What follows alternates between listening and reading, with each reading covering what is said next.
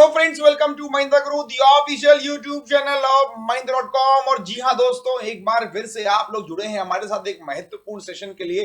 जैसा कि हम आपको बता दें कि रेलवे एनटीपीसी मेंस एग्जाम के एडमिट कार्ड यहाँ पर आ चुके हैं।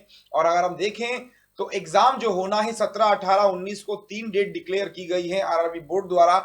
तो कैसा मेंस एग्जामिनेशन रहेगा, इन सब मुद्दों पे हम लोग आज बात करेंगे। साथ ही साथ कुछ एक्सपेक्टेड क्वेश्चंस भी हम लोग आज डील करेंगे कि आपके रेलवे मेंस एग्जामिनेशन में कैसे क्वेश्चन देखे जा सकते हैं। अगर आप स्क्रीन पर देख पा रहे हैं तो आप देख पा रहे हैं कि आरआरबी एनटीपीसी रेलवे मेंस, जो आज का हमारा मुद्दा है यही है कि आरआरबी एनटीपीसी मेंस में कैसे क्वेश्चंस एग्जाम में देखे जा सकते हैं। तो आप स्क्रीन पर अगर आप देख पा रहे हैं तो RRB NTPC railway mains examinations पे हम आपको बताना चाहेंगे कि देखिए सवाल जो यहां से आएंगे आज के, कैसे कैसे क्वेश्चंस देखने को मिल सकते हैं। जैसा कि हमको पता है कि रेलवे का पैटर्न थोड़ा सा इजी आता है इस comparison to the other examination, लेकिन फिर भी मेंस में कुछ सवाल ऐसे हो सकते हैं जो आपको परेशान कर सकते हैं अगर हम बात करें यहाँ पर अर्थमेटिक सेक्शन की।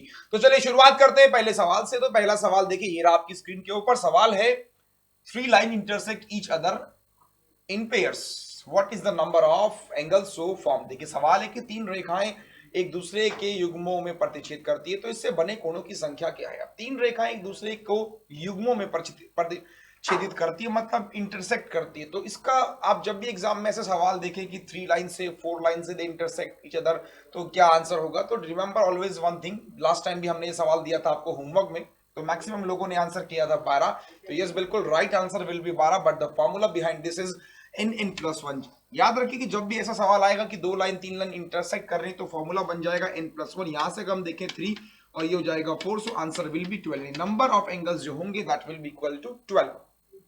12 नंबर ऑफ एंगल्स बनेंगे जब 3 line intersect each other in pairs. तो चलिए, बहुत सिंपल सा क्वेश्चन था। तो कई बार छोटे छोटे सवाल भी हमें परेशान कर सकते हैं, लेवल बहुत इजी रहेगा। अगले सवाल पर जाएं। देखिए नेक्स्ट क्वेश्चन क्या है हमारी स्क्रीन के ऊपर। जैसा कि हम आपसे कह रहे हैं कि रेलवे में सबसे इंपॉर्टेंट रहेगा कि आप जल्दी कितना करते हैं और कैसे करते हैं। अगले सवाल पर जाएं, देखिए अगला सवाल क्या है। तो नेक्स्ट क्वेश्चन सर ये रहा आपकी स्क्रीन के ऊपर। क्वेश्चन है कि the average salary of the staff in the office of a corporate house is rupees, given है आपके सामने 9750। अब देखिए 19750। सवाल क्या है समझा दें। एक कॉर्पोरेट हाउस के कार्यालय में समाप्त समस्त स्टाफ का औसत वेतन कितना इतना है, अधिकारियों का औसत वेतन कितना इतना, शेष कर्मचारियों का कितना, स्टाफ की कुल संख्या 600। कैसे हम सॉल्व करेंगे। देखिए इस सवाल को बेसिकली अगर हम बेसिक मेथड से सॉल्व करें, एवरेज के कंसेप्ट से यहाँ पे सॉल्व करें, तो थोड़ा हमको समय लग जाएगा क्योंकि कैलकुलेशन पार्ट में हमको टाइम लगेगा। कैसे हम सॉल्व करेंगे। देखिए कॉर्पोरेट हाउस के कार्यालय में समस्त का एवरेज कितना है 19750। तो अब क्या कीजिए, देखिए एक तरफ आप लिखिए ऑफिसर, एक तरफ आप लिखिए नॉन ऑफिसर, या रिमेनिंग कुछ भी कर लीजिए, कोई दिक्कत नहीं है। ऑफिसर की अगर मैं सैलरी की बात करूं तो कितनी सैलरी है 32,000, राइट। अब देखिए यहां पर अगर मैं कर्मचारियों की बात करूं तो ये निकल के आया मेरे पास में कितना है 18,000, और इन दोनों का जो एवरेज है दैट इज 19750। ये बात ठीक है ना। अब यहां से आप क्या करेंगे, एलिगेशन का रूल लगाएंगे। एलिगेशन का रूल क्या बोलता है कि बड़े में से माइनस करना है छोटे वाले को। अगर हम यहां पर देखें इसमें से इसको माइनस करेंगे तो 19,750 में जब 18,000 को माइनस करेंगे तो ये आएगा 1750। ये बात ठीक है ना। 1750 यहां से निकल के आ गया। उसी तरीके से अगर हम देखें 32,000 में माइनस करना है हमको 19,750। तो कैसे माइनस करेंगे, देखिए ये आपके पास में कितना हुआ, 32,000 में माइनस करना है 19,750, तो सीधे क्या 50 यहां से निकल के आया। और ये देखिए 9 में से 7 गया, आपके पास में 2 बचा, 250 निकल के आएगा। और ये बचा 31। 31 में से अगर आप 19 को माइनस करेंगे तो आपके पास में कितना आ जाएगा, ये आ जाएगा आपके पास में 12,250। अब यहां से आप रेशियो इजीली निकाल सकते हैं। तो 12,250 यहां से निकल के आ गया। कैलकुलेट करें, ये इससे कैंसिल हुआ। डायरेक्टली अगर हम देखें तो सॉल्व जब हम इसे करेंगे तो ये 12/25 है, ये 175 है। तो रेशियो आप इजीली निकाल सकते हैं यहां से। तो अगर यहां से हम देखें क्या आंसर रहेगा, 175 की मल्टीप्लाई अगर हम 10 टाइम्स करेंगे, देखिए समझिएगा रेशियो में कैसे फाइंड आउट कर रहा हूं। 175 और ये 1225, ठीक है ना। बात को समझिएगा, इंटरेस्टिंग रहने वाला है। 10 गुना करेंगे तो आएगा 1750, ठीक। 8 गुना करेंगे तो हमको यहाँ पे 5 चाहिए। तो देखिए मैं इसको अगर देखूं 75 की मल्टीप्लाई अगर मैं यहाँ पे करूं 8 से, है ना, तो देखिए मैं कैसे इसको निकालूंगा। 75 की मल्टीप्लाई 8 से करूं तो हमें पता है कि 40 8 7 जा 56, और ये कितना हो गया आपके पास में 60 मतलब 600 आप मान लीजिए, और करेंगे तो 1400 करीबन करीबन होगा। तो 8 से तो संभव नहीं है, 7 से एक बार अगर मैं देख लूं तो हो सकता है कि ये 7 से मल्टीप्लाई करके हमको मिल जाए। तो हमने मल्टीप्लाई जब 7 से किया तो हमने देखा 7 इंटू 5 35 का 5 3 7 7 49 और 2 ये हो गया, और ये आपके पास में हो गया 1:25। तो रेशियो निकल के आया बेसिकली 1:7। और यहां पर अगर हम देखें सर तो क्या निकल के आएगा, देखिए उसने बोला कि स्टाफ की कुल संख्या कितनी है, 600 है। तो इन दोनों के बराबर कितना हो जाएगा, 600। सो डायरेक्टली हम यहां से आंसर निकाल सकते हैं। तो रेशियो हमने देखा कैसे हमने सॉल्व किया, फर्दर आप सॉल्व करोगे तो आपको मिल जाएगा यहां से 8 बराबर कितना हो जाएगा, 600। और ये क्या पूछ रहा है आपसे कि आपके पास में अधिकारियों की संख्या का मतलब 1 विल बी इक्वल टू कितना हो जाएगा, देखिए जिसको डिवाइड करेंगे यहां से further you will get the answer. तो 8 7 जा 56 और 8 5 जा 40 यानी 75 will be the right answer, option number B. तो दिस इज द ट्रेडिशनल अगर मेथड से आप जाएंगे टाइम लगेगा, लेकिन एलिगेशन से अगर आप जाएंगे तो बहुत इजीली आप इस सवाल को यहाँ पर सॉल्व कर लेंगे। अगले सवाल पर चलते हैं, देखते हैं नेक्स्ट क्वेश्चन क्या है, एग्जाम में हमारे देख जा सकता है। तो अगले सवाल की बात करें तो नेक्स्ट क्वेश्चन अवेलेबल है यहाँ पे टाइम एंड वर्क का। टाइम एंड वर्क की अगर मैं बात करूँ तो एक आध क्वेश्चन आपको टाइम एंड वर्क से जरूर आपको एग्जाम में देखने को मिलेंगे। इसी सवाल की मैं बात करूँ तो 1 मैन और 2 वुमेन और 4 बॉयज काम करते हैं 20 दिन में। सवाल है कि एक आदमी, एक विमेन और एक बच्चा काम कितने दिनों में समाप्त करेगा। अब देखिए कैसे हम इस क्वेश्चन को सॉल्व करेंगे, पहले समझा देते हैं इसको ट्रेडिशनल मेथड से। जब भी और वाली कंडीशन होती है तो हमें पता है कि 1 man is equal to 2 women is equal to 4 boys, और ये सब काम कर रहे हैं 20 दिनों में।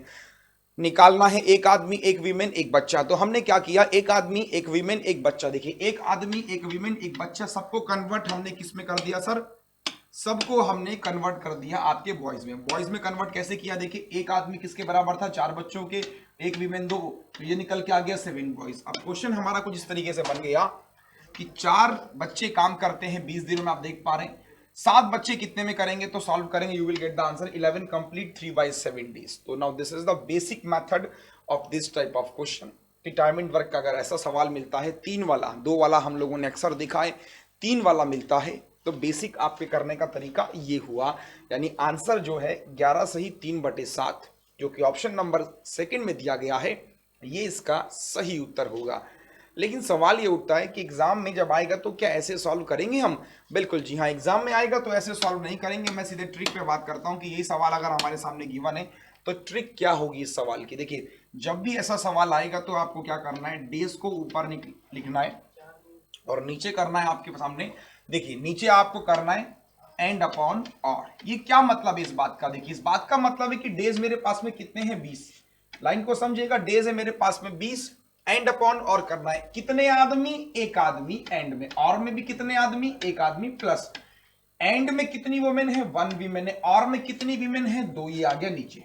फिर एंड में कितने बच्चे, ए, और में कितने बच्चे, 4।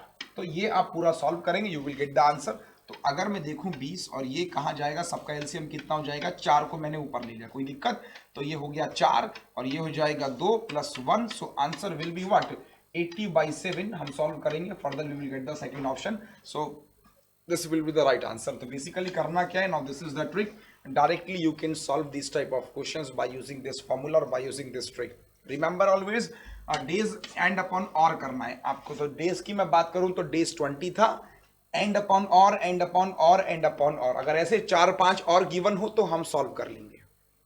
तरीका याद रखना है, दिनों को ऊपर लेना है, यहां पर एंड में जितने आदमी थे, एंड में जितनी वुमेन थी, एंड में जितने बच्चे थे, और वाले नीचे आएंगे, फर्दर सिंप्लीफाई करना है और कुछ नहीं करना है, आपको जवाब मिल जाएगा। तो अगले सवाल पर जाएं, बहुत जल्दी से देखें अगला सवाल क्या है हमारे सामने। तो नेक्स्ट क्वेश्चन देखिए आपके सामने लिया गया है मेंसुरेशन का।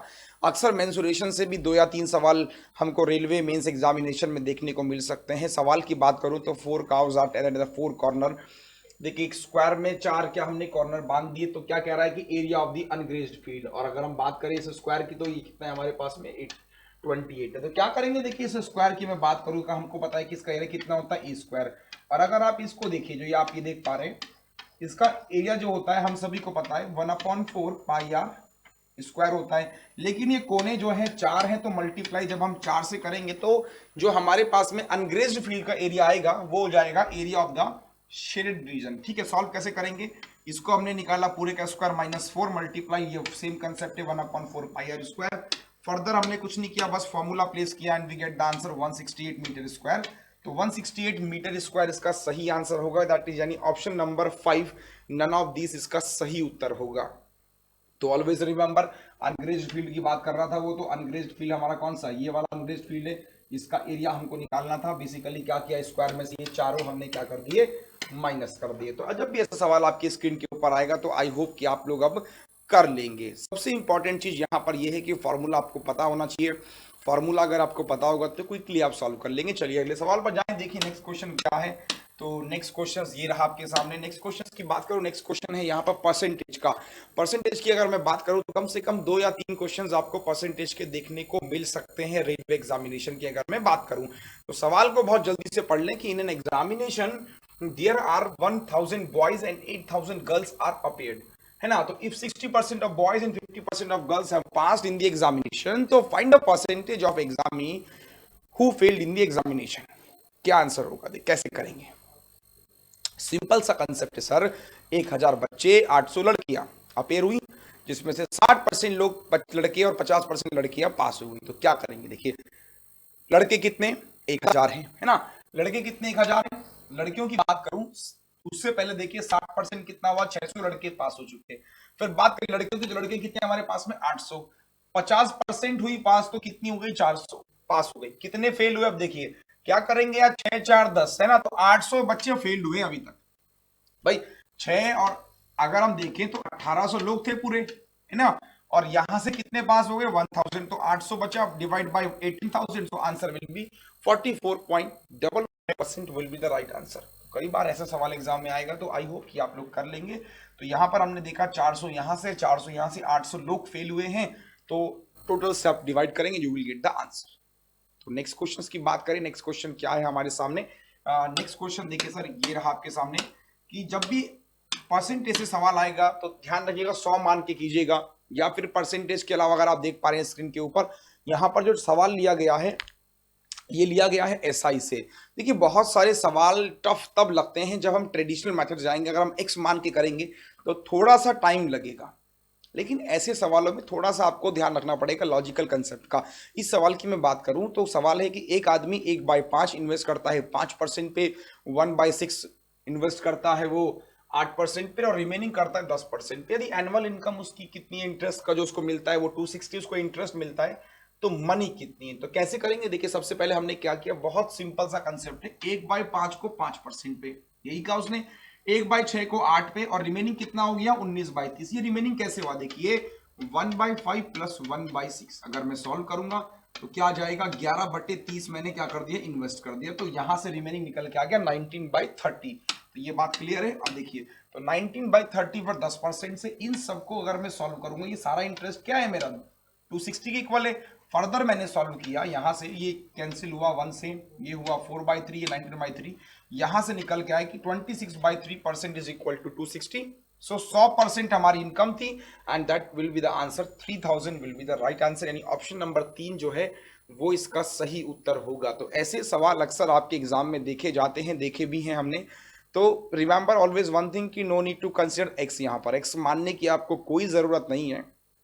कोशिश कीजिए मैक्सिमम सवालों को लॉजिकली करने की, क्योंकि मैथमेटिक्स में अगर आप लॉजिकली जल्दी कर ले जाते हैं तो आपका समय भी बचता है, साथ ही साथ आपकी एक्यूरेसी भी यहाँ पर अच्छी हो जाती है। अगले सवाल पर जाएं, देखें अगला सवाल क्या है। नेक्स्ट क्वेश्चन पर चलते हैं। नेक्स्ट क्वेश्चन देखिए ये रहा। क्वेश्चन लिया गया है कंपाउंड इंटरेस्ट और सिंपल इंटरेस्ट का। देखिए कंपाउंड इंटरेस्ट, सिंपल इंटरेस्ट की अगर मैं बात करूं तो जनरली एक सवाल 2 सवाल इस चैप्टर से भी आपको देखने को मिल सकता है। बेसिकली रेलवे में हर तरह के टॉपिक आपको देखने को मिलेंगे। तो सवाल पे जाएं, देखें सवाल क्या है। The ratio between the difference of compound interest and simple interest for 3 year and 2 year. देखिए 3 साल और 2 साल। अब यहां पर सवाल वही सॉल्व कर पाएगा जिसको फॉर्मूला पता होगा। अब जिसको फॉर्मूला नहीं पता होगा तो वो मिस कर जाएगा इस सवाल को। तो सबसे पहले देख लें कि यहां पर क्या है। देखिए ये फॉर्मूला होता है आपका 2 ईयर का। अगर 2 ईयर की मैं बात करूं, 2 ईयर की मैं बात करूं तो 2 ईयर में CI माइनस SI का जो डिफरेंस होता है उसका फॉर्मूला ये रहा, ठीक है। और कितना गिवन था रेशियो, मैंने 5x मान लिया। 3 साल की मैं बात करूं तो 3 साल का फॉर्मूला है ये वाला। ये पता होना बहुत जरूरी है। ट्रेडिशनल से हम जाएंगे तो टाइम लगेगा, 2 साल 3 साल। हमने प्लेस कर दिया। देखिए अब कैसे हमने इसको सॉल्व किया कि इसकी वैल्यू तो मुझे गिवन है ना, देखिए इसकी वैल्यू मैं यहां से प्लेस कर लूं क्योंकि ये हमें गिवन है। तो यहां पे मैंने 5x प्लेस कर लिया, इसको मैंने एज इट इज का सॉल्व किया। x को अगर मैं काट लूं यहां पर तो डायरेक्टली मुझे मिल जाएगा यहां सॉल्व करके कि 300 plus r। So answer will be what, 20% will be the right answer. तो मैंने क्या कहा कि देखिए फॉर्मूला का पता होना आपको बहुत जरूरी है। 2 साल का डिफरेंस, 3 साल का डिफरेंस अगर आपको नहीं पता है तो आप इसको याद कर लीजिएगा कि 2 साल का डिफरेंस ये होता है, 3 साल का डिफरेंस ये होता है। तो एक सवाल डिफरेंस से भी आपके एग्जाम में देखा जा सकता है। तो यदि सवाल देखा जाए तो आई होप कि आप लोग अब कर लेंगे। 2 साल 3 साल का डिफरेंस हमने यहां पर देखा, सवाल कुछ नहीं था। फॉर्मूला पता होगा तो हम लोग आगे जाएंगे, सवाल नहीं पता होगा तो हम लोग घर जाएंगे। अगले सवाल पर देखें, अगला सवाल क्या है। नेक्स्ट क्वेश्चन आपकी स्क्रीन के ऊपर ये रहा। इससे पहले कि आप एग्जाम देने जाएं तो आप क्विकली एक बार रिवीजन जरूर करके जाएं जितने भी सवाल हैं। पेपर का लेवल बहुत इजी आने वाला है। जैसा कि सवाल आप देख पा रहे हैं प्रॉफिट एंड लॉस से, 1 या 2 सवाल प्रॉफिट एंड लॉस से भी बनेंगे। तो सवाल पे देखें, सवाल क्या है। क्वेश्चंस आपकी स्क्रीन के ऊपर है कि a vendor sells lemon at the rate of 5 for ₹14 gaining 40%। अब देखिए कितना सिंपल सा सवाल है। लॉजिकली अगर मैं इसको देखूं तो ये विदाउट यूजिंग पेन पेपर भी हो सकता है। कैसे, समझिए। वो बेच रहा है 14 रुपए में eight the rate of 5 for ₹14 ना, 14 रुपए में 5 बेच रहा है तब भी उसको प्रॉफिट हो रहा है। तो 1 दर्जन कितने की खरीदे उसने, कैसे सॉल्व करेंगे। देखिए आप यार एक बात समझो कि जब 5 है, 14 में बेच रहा है, फिर 40 का प्रॉफिट हो रहा है तो सीपी निकाल लो। सीपी कैसे निकालेंगे, देखिए 14/5 100/140, यानी एक जो उसको लेमन है वो 2 रुपए का है। यही तो कह रहा है वो, ये क्या है, सीपी है ना। यानी एक लेमन जो है यार वो 2 रुपए का है भाई। तो 12 कितने के होंगे, 24 रुपए के। खत्म। कोई सवाल में जाने नहीं थी, लेकिन थोड़ा सा कंफ्यूजन था। अगर बच्चा इसको बहुत ट्रेडिशनली समझने लगे तो वो परेशान एक बार के लिए होगा कि कैसे सॉल्व करेंगे। कुछ नहीं करना यार, 5, 14, 40% का प्रॉफिट हुआ है तो सीपी निकाल लो कितने की। एक लेमन, देखिए फिर वही बात कि 14 रुपए में 5, तो एक लेमन कितने का, 14/5 का।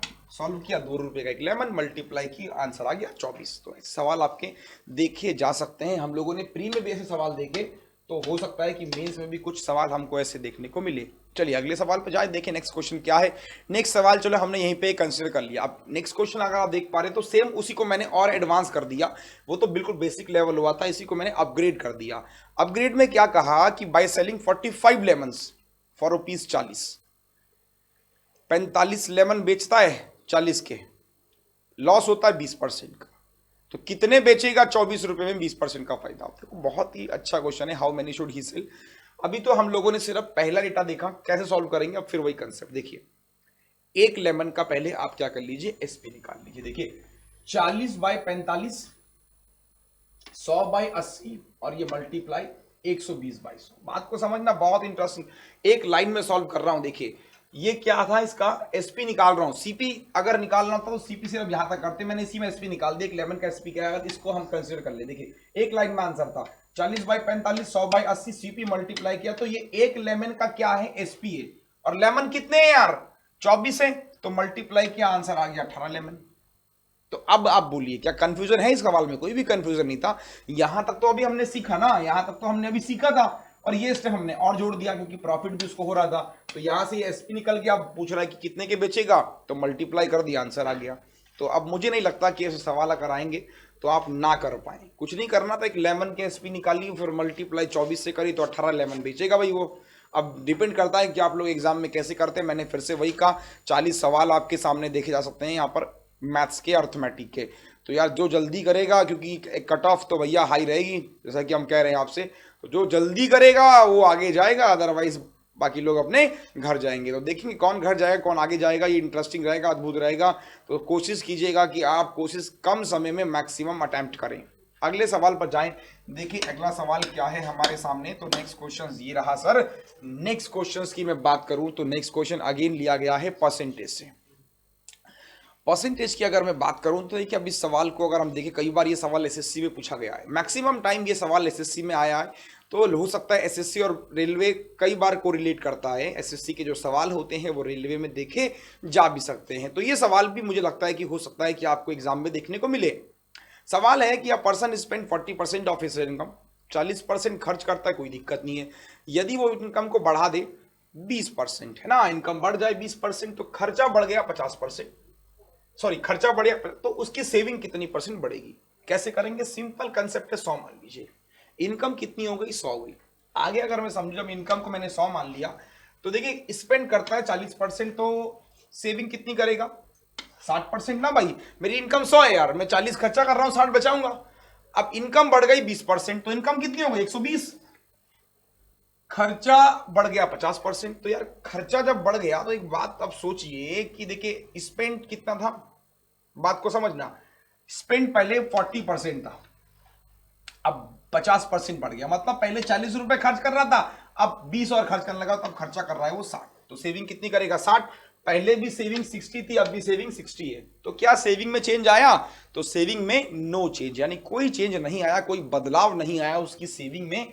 तो ऐसे सवालों में भी आपको एक्स मानने की कोई जरूरत नहीं है, आप डायरेक्टली भी देखेंगे आंसर आपको मिल जाएगा। कई बार सवाल हमने एसएससी में देखा है, तो लगता है कि मेंस एग्जामिनेशन में ये सवाल तो बनता है बॉस। चलिए, अगर आपको वाकई में ये वीडियो पसंद आ रहा है तो आप वीडियो को लाइक जरूर करें और मैक्सिमम लोगों को ये वीडियो शेयर जरूर करें। और अगर आप हमारे यूट्यूब चैनल के सब्सक्राइबर नहीं हैं तो चैनल को सब्सक्राइब जरूर करें, क्योंकि आने वाले समय में ऐसे कंपटीशन की और वीडियोस भी हम लोग अपलोड करते रहे। तो आप चैनल को सब्सक्राइब और वीडियो को लाइक और शेयर जरूर करें। अगले सवाल पर जाएं, देखें अगला सवाल क्या है। तो नेक्स्ट क्वेश्चन की बात करते हैं कि नेक्स्ट क्वेश्चन क्या है। नेक्स्ट क्वेश्चन ये रहा आपकी स्क्रीन के ऊपर, अगर आप सवाल देख रहे हैं। अब देखिए, इतने सवाल हम लोगों ने डील करे, तो इस सवाल को हम आपके लिए छोड़ देते हैं होमवर्क के लिए।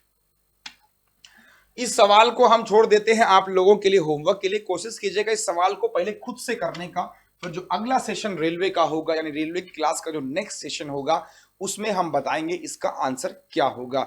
तो इस सवाल पे जाएं, एक बार पढ़ ले, इंग्लिश और हिंदी दोनों भाषाओं में सवाल अवेलेबल था। आप इसका आंसर जो भी होगा कमेंट बॉक्स में जरूर टाइप कीजिएगा। आई होप कि आपको आज का सेशन पसंद आया होगा, कुछ नया कंसेप्ट आपने सीखा होगा। उसी के साथ साथ अपनी तैयारियों को जोरों शोरों पर रखिए।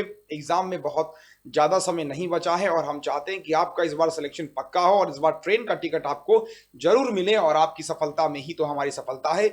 इसी के साथ हम आपसे अलविदा लेते हैं। वीडियो को शेयर करना, वीडियो को लाइक करना मत भूलिएगा।